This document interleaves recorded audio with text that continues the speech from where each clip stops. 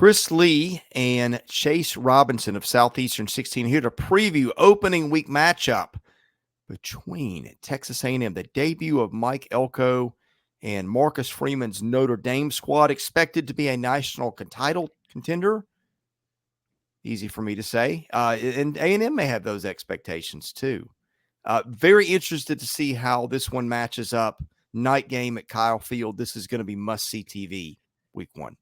It is. What a game to start out the season. We'll learn a lot about A&M, I feel like, in this game with all the expectations on Notre Dame. And yes, looking at the roster, they could be a title contender for sure. This may be the deepest roster they've had in 30 years at Notre Dame. And so there's a lot of excitement for Marcus Freeman and the Fighting Irish coming to College Station. But again, a night game at Kyle Field, that's always a good position for the A&M Aggies. We'll talk about that in just a second, but let's talk about Bet Online, the world's most trusted betting platform and your number one source for everything online sports betting. Right now, you can receive a 50% free bet of up to $250 on your first deposit to bet on anything from the Olympics to baseball to Formula One racing. Bet Online has every stat, every matchup, and even live odds and spreads while the games are being played. When the game's over, head over to the online casino, get in on a game of blackjack or poker, or unwind with one of the over 150 slots games. Head over to their website today to get in on the action, and you can use promo code BELIEVE, BLEAV, for your 50% free bet credit on your first deposit up to $250. Bet Online, the game starts here. Let's start with Notre Dame's offense. Mike Denbach, the coordinator, brings in Riley Leonard, who Mike Elko knows pretty well, in what should be a pretty dynamic offense for the Irish. What really intrigues me about this, you mentioned it, Mike Elko is the former head coach at Duke. That's where Riley Leonard played. They worked so well together. I thought that was a great coach and quarterback. They seemed like they had a really good relationship. It seemed like, Riley Leonard was kind of an emerging star there at Duke, and Mike Elko helped that. And so Riley Leonard now transfers to Notre Dame. Mike Elko's at A&M. Mike Elko being the defensive genius that he is. He's a great defensive mind. What intrigues me is he knows Riley Leonard almost probably as good as Riley Leonard knows Riley Leonard as his former coach. And so I'm interested to see if that helps the A&M defensive scheme of Elko knowing so well Riley Leonard's tendencies and what he likes to do, if how the A&M scheme will change for this game facing Riley Leonard. That really intrigues me. But Leonard's a great quarterback. He comes in. I think he'll be great at Notre Dame. And he's got a good, improved wide receiver group that he'll be throwing to. They've got Jaden Greathouse. He's just a sophomore, but is a great receiver. And then they got some transfers in as well. Bo Collins, Chris Mitchell, Jaden Harrison. And then they've got kind of their veteran guy at receiver, and that's Jaden Thomas. And so they've got a lot of guys who Leonard will be throwing to. That's what really impresses me. And I talked about this, maybe the deepest Notre Dame team we've seen in a while. And a lot of that depth is at wide receiver. There's not just a couple of guys. No, they have a loaded receiver room, maybe not in talent, but in numbers for sure. And these guys are going to be able to catch the ball. So I really like them. They don't utilize the tight end room because Mitchell Evans, their tight end, has been injured a lot, and so there's not been a lot of consistency there. They add Eli Radon to the tight end room this year, but it's going to be interesting to see how Riley Leonard can connect with these guys. Is there going to be, do they need to gel? That's always a question with a first-year team. But as far as running the ball goes, I think Jeremiah Love is a guy to watch out for at running back. He's a really speedy guy. He can catch the ball as well out of the backfield. They lost kind of their main running back from last year, so Love has a chance really to step up this year.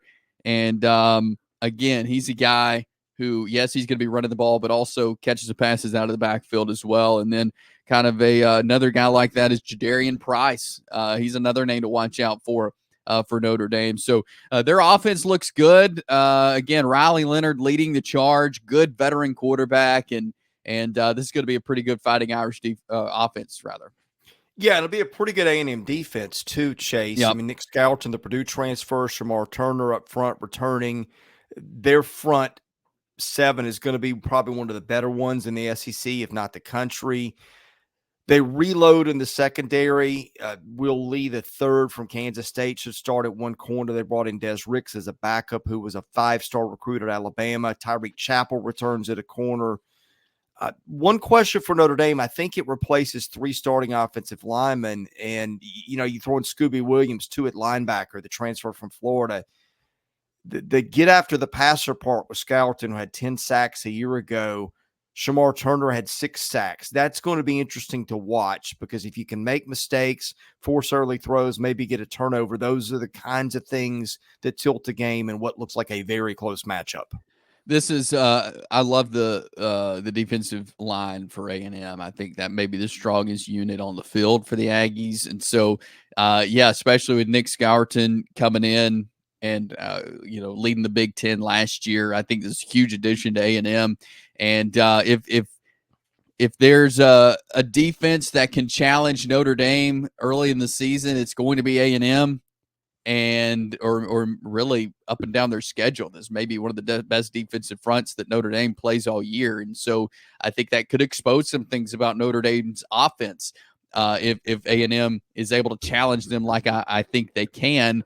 And so, even with the skill guys that they have and Riley Leonard at quarterback, I think this A&M defense can present some major challenges to Notre Dame's offense right off the bat.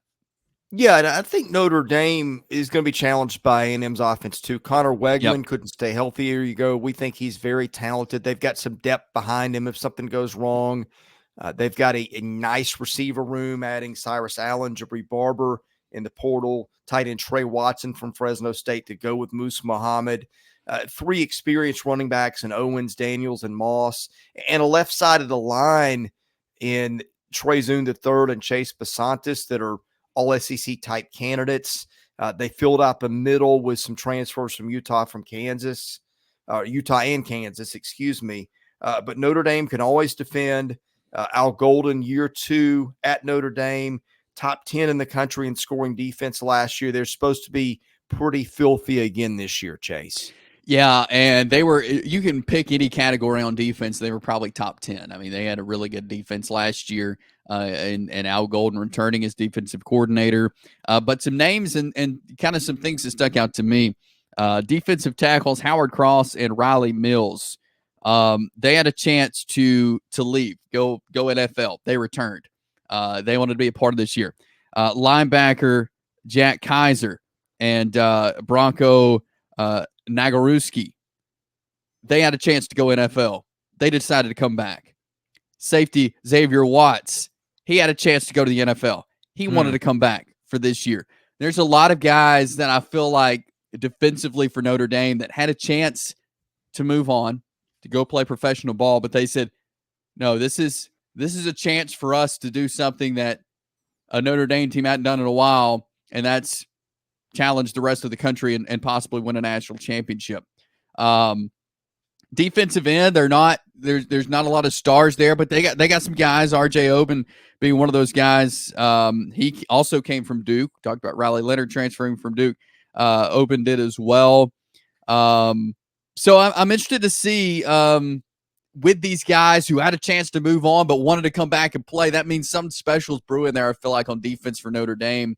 And so it'll be interesting to see how they match up with Connor Weigman in the offense. But I think this Notre Dame defense is going to be one to watch this year. And again, they had some injuries last year, which I think prohibited them in some moments. But they've got some guys back. But it really stands out to me that those guys had a chance to move on, but wanted to stay with the Irish.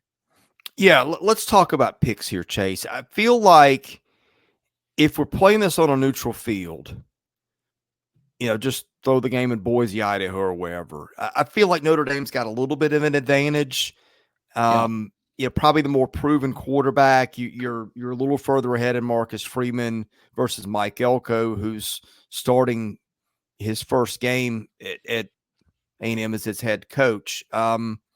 I feel like this is a solid A&M team, really good team. I do have some questions here and there.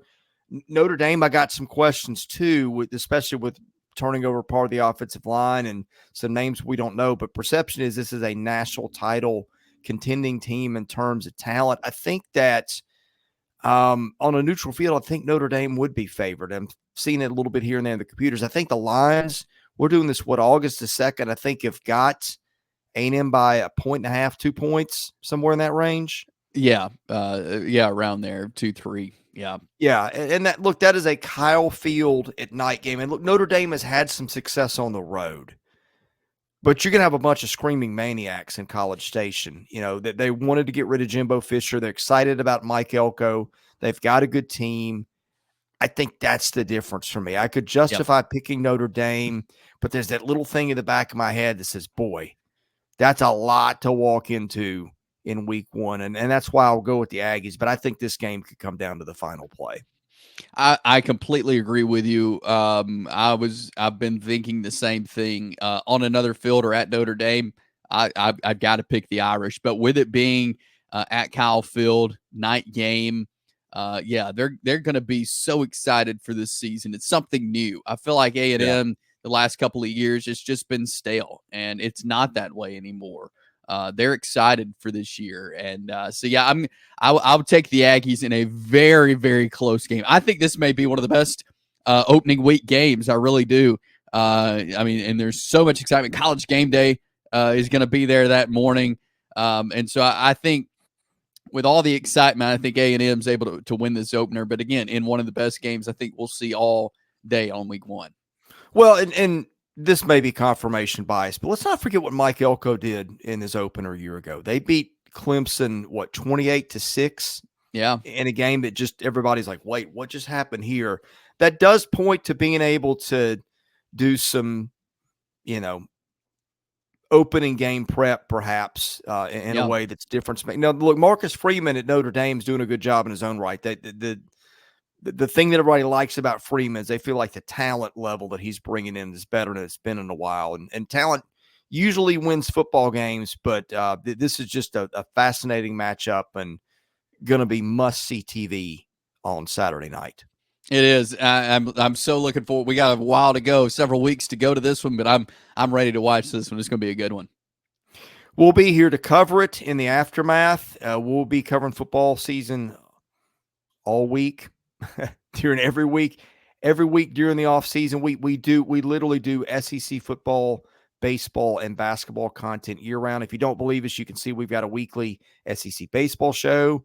We've got a weekly SEC basketball show. We've got a weekly SEC football show. We are hitting topics that's what we do here. There's 4 of us that cover the SEC wall to wall in those 3 major sports. If you like our content, give us a subscribe. That's free. Give us a thumbs up. That's also free to you. That helps our analytics. And we do have an audience every year of millions of people. So if you're interested in advertising and reaching an SEC audience, we might be your guys. And you can see how to do that below. All right. For Chase Robinson, I'm Chris Lee. We are Southeastern 16, presented by Bet Online.